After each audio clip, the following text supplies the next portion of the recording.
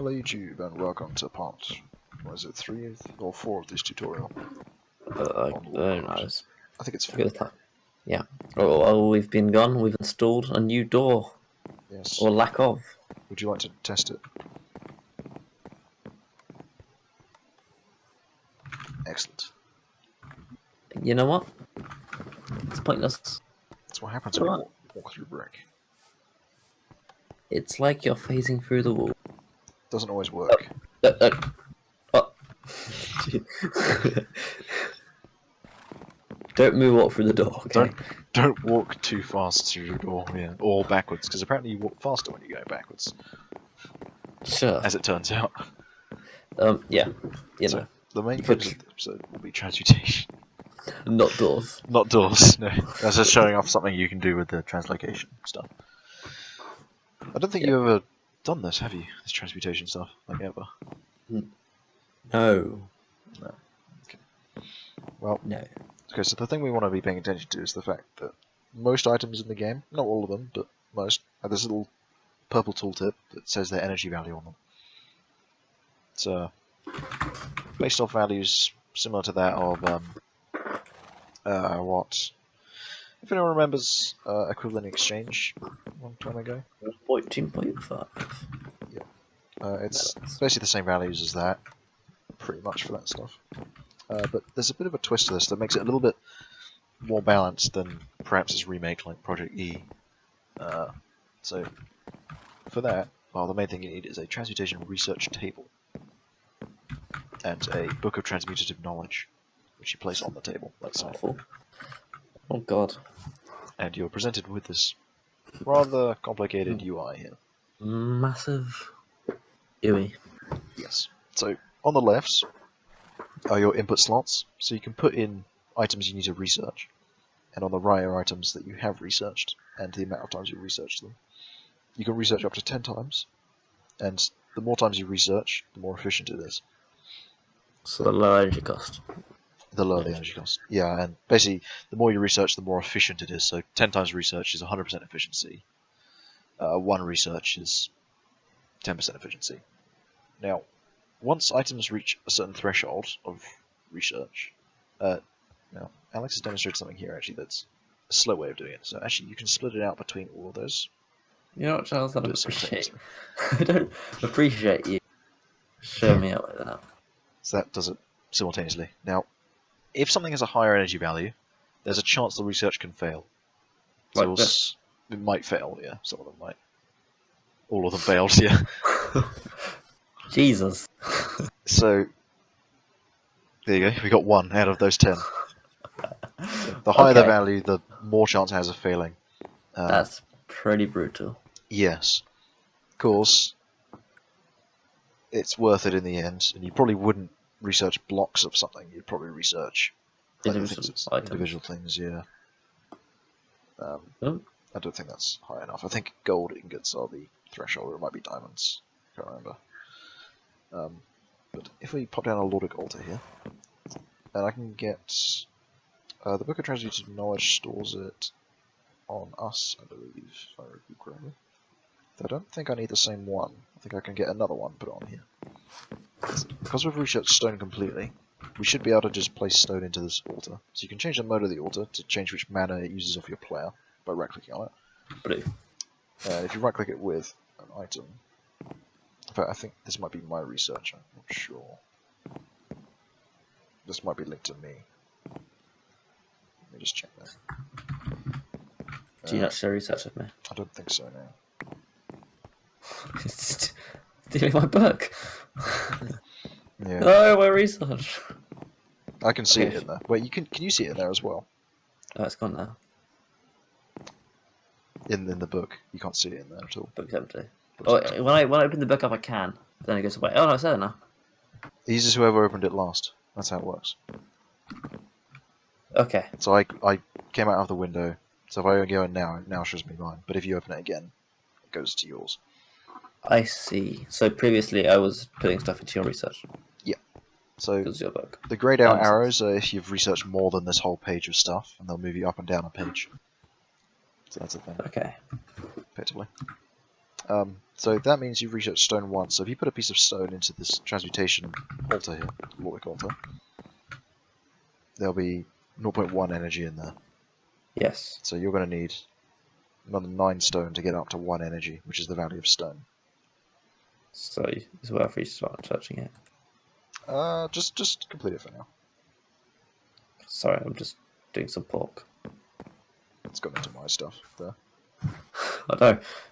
Alright, yeah, let me open that again. What's going on there? Right, there you go. So now it's in 3 more to go. Okay. Get some stone in my inventory. Cool. So if you fill it up till it's got 1 energy in it, I guess. There you go. So now each stone puts 1 energy in it. And if you shift right click with the stone, or it might be alternate effect right click, you should be able to pull the stone out. There. Oh yeah, alternate effect does it. What is it? Alternate effect, so it's hold Z. Or is it X for you? Ugh. It's not that. So it's a let's see. Is it pulling stuff That's out? not C. Is it Z? Z? Okay. It should be Z by default, I think. That's what it was for me. What is it? Lordcraft. Oh, it is Z. So hold Z, right click. Stop doing anything. Interesting. It's working Oh, for me. there you go. Oh. That's me doing it. Maybe you put the book down. Did you put the book on the altar? I can see the book on the altar. Can you not? I can, but is it because you placed the book on the altar? It might be. You put it back on. I mean, just put mana into it. There. Is it working? Yeah. Oh, you're getting stuff. Okay, good. So yeah, Okay. whoever puts it on the altar can use it then. So that altar belongs to that person. Okay, how do you remove from the altar? You alternate effect, right click it. Rather than doing that, perfectly. Breaking. An empty hand. Got it. So, not the best example, because... It's a bit of finagling with to figure out how it works, but we got there in the end. Yeah, but in survival mode it uses up your mana from your inventory, so that requires crystals again. But you can change which one it is by just right-clicking with empty hand. So it uses mana, and you need to make it more efficient by investing resources in it in the first place. Yeah, but that's how it works, and it only works for the person who puts the book on there to start off with. So, if you're in a base with someone else, you're going to want more than one of these. Probably. Yeah, or just keep picking up and putting down the book again. Yeah. To get that other person's research connected. That's that. Okay. And then, of course, it opens and closes like the enchantment table, so that's fun. And that's pretty much it for research, so let's see. What can we do? I suppose we could talk about... We can introduce the next big concepts in this, which is the Nexus. But oh yeah. I wouldn't say get into anything, but just sort of explore. So let's go out to the roof for now, because it seems like a good place to do it, right? Wait, we gotta open the Nexus, or are we gonna... We're going to go to the Nexus, hopefully. Oh, we're gonna show it off. Yeah. Sneak preview. And spawn in maybe the first Lord, which is the tutorial Lord as such, the Lord Water. Keep that for the next episode, I'd say. Yeah. So, make an Ascension Matrix block, and you can right click on it to enter the Nexus. Can't place blocks in here, can't break blocks. There's only one of these in the entire game, so it's pretty much... I've tried to make it as grief-proof as possible in order to stop you from being able to destroy it or whatever. That lava will kill you if you're in survival mode. Just to let you know, that is a thing. Jesus. So be careful. And this is the temple. There are a few lighting problems due to certain things in Minecraft, but I don't know. It's quite a nice place.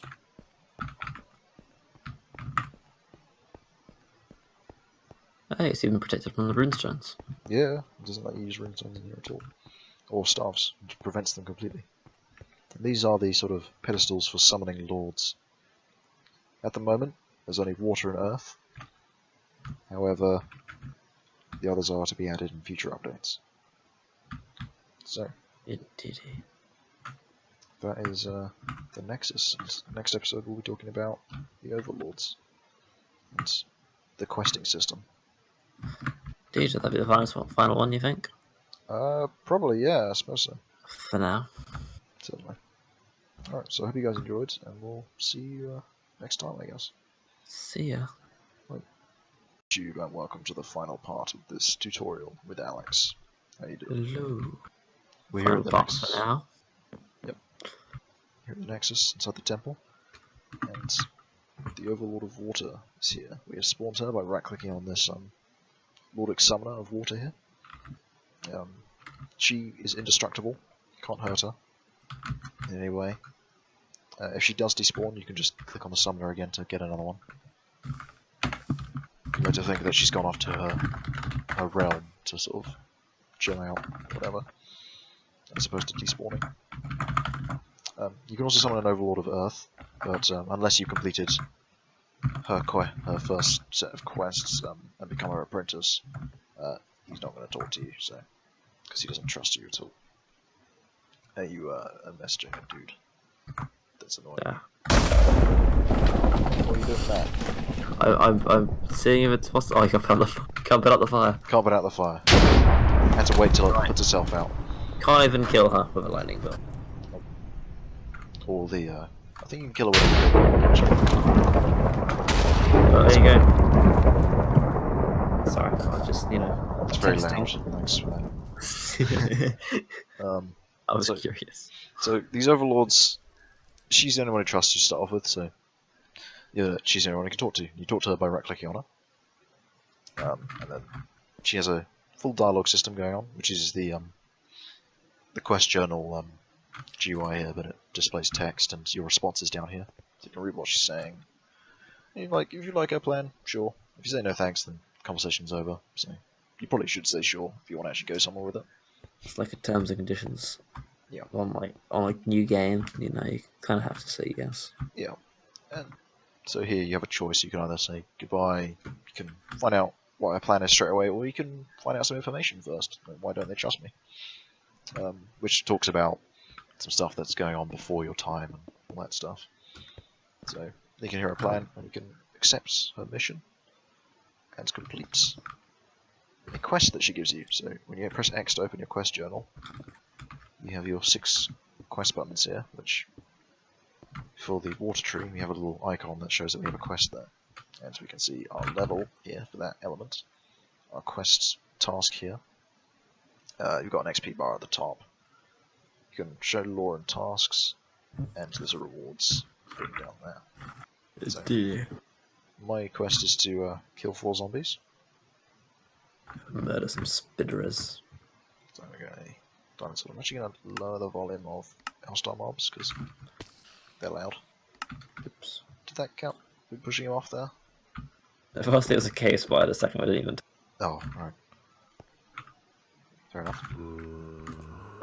So, if I kill 4 zombies, I should be able to get the quest. You can see it's updated on my end here. I don't know if it was for you, because we've had some issues with that not working properly. Mine's working. We think we fixed it. We fixed a bug while we were some testing this recording, yeah. Which may be a bug that many people have experienced, who knows. It might not be that at all. No, one poor individual. At least one person has suffered from this, potentially. And hopefully he'll be happy to find out it's been fixed. So, once you completed the quest, you can talk to her again, and you can ask about quests, and you can hand in the quest. And you can get your rewards. And she turns into Palpatine if you do you've done 2 quests. Yes, Names you. See, Alex, are you in survival mode?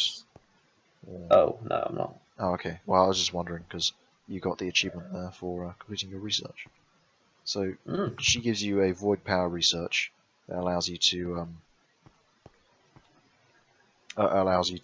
get these void crystals, which you can use to power up your maker-up machines. Use internal energy to heal yourself. It can even heal others as an alternative effect. Use it wisely. Otherwise. I just get level up, so I can do that. So, as I completed that quest, I got some XP and my bar built up a bit. It's a nice animation going on there for the XP bar.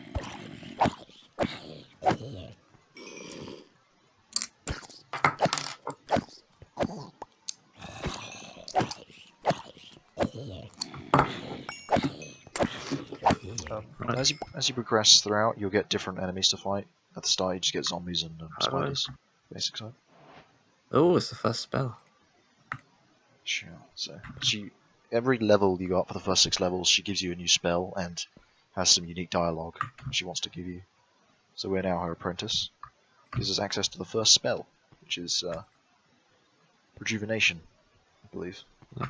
If you look in your quest log, you can see cast Rejuvenation 0 out of 50 times. 50 times.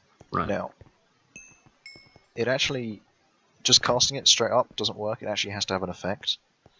So, its alternate effect is to target an area. And you know what gets healed really well from healing spells?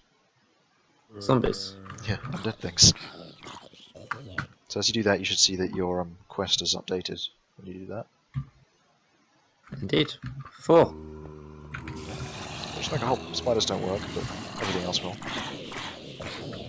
And you can see there's a little mana bar underneath the spell icon there, which gets consumed, and that regenerates over time. Alex has made a mess with spiders. Damn spiders rejuvenation now. Yeah, you have. You made it rather awkward for yourself.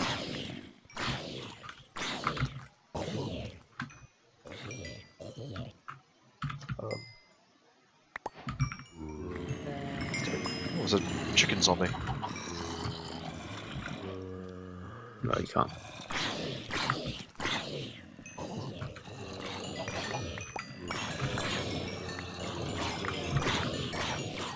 It's very devastating against zombies. Your mana increases each level that you go up, and it also you also unlock new spells, which are different. I've used it all 50 times I need to. Yep. Have you? I think so. I caused me to use Overlord and for myself and others. I should return after I finish my work. It's not showing me how much I've done though. Isn't it in the top left? Cast Rejuvenation. Oh, you have to click on it and you have to showing task. Oh, there it is. Anyway. I just blew on all. I know that. Let's just snick some zombies. Snick the zombies. Right. So now I've done that, I can hand in the quest and should give me my rewards, and I get a new quest. Collect 2 flints. So I should do that. Collect 2 flints. So these are item collection quests and slaying quests, and also the spell quests you get every level for the first 6 levels. So gets another quest. Kill 4 spiders. This should be fairly easy. We'll probably go through most of the spells after this, but it's just showing off how these work. Yeah. Just basically. Once you hit level 1, the water tree, you can talk to Terra over here, the Earth Lord, Overlord of Earth, and he'll take you on as his apprentice. Each of these lords has a different personality, by the way, so if you're interested in reading what they have to say, you know, it's always an option. You might choose your favourite, who knows.